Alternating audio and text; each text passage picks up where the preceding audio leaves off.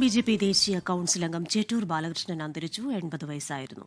കോഴിക്കോട് ഓമശ്ശേരിയിലെ വീട്ടിൽ വാർദ്ധക്യ സഹജമായ അസുഖങ്ങളെ തുടർന്ന് വിശ്രമത്തിലായിരുന്നു സമീർ സി മുഹമ്മദ്. കോഴിക്കോട് നിന്ന് സമീർ, വിവരങ്ങൾ.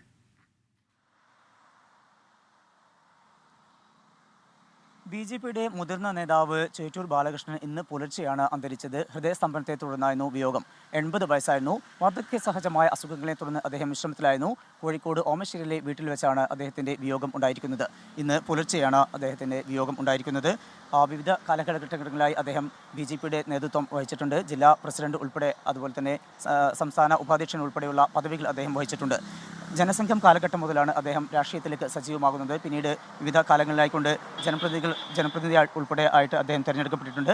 2 തവണ മുക്കം ഗ്രാമപഞ്ചായത്ത് മെമ്പറായും അതുപോലെ തന്നെ മുക്കം സർവീസ് സഹകരണ ബാങ്കിൻ്റെ പ്രസിഡന്റായും ഒക്കെ അദ്ദേഹം പ്രവർത്തിച്ചിരുന്നു.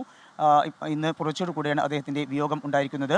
മാറാട് കലാപകാലത്ത് ബിജെപിയുടെ ജില്ലാ പ്രസിഡന്റായിരുന്നു എന്നുള്ള ഒരു പ്രധാനപ്പെട്ട കാര്യം കൂടിയുണ്ട്. സമാധാനം കാത്തുസൂക്ഷിക്കുന്നതിലുൾപ്പെടെ അദ്ദേഹം എടുത്തിട്ടുള്ള പങ്ക് നിസ്തുലമായിട്ടുള്ള ഒരു സേവനമാണ് അദ്ദേഹം നടത്തിയിട്ടുള്ളത്. നാട് കത്തിക്കൊണ്ടിരിക്കുമ്പോൾ പോലും ആ വേളയിൽ അദ്ദേഹം നടത്തിയിട്ടുള്ള ഇടപെടലൊക്കെ ഏറെ പ്രശംസനീയമാണ്.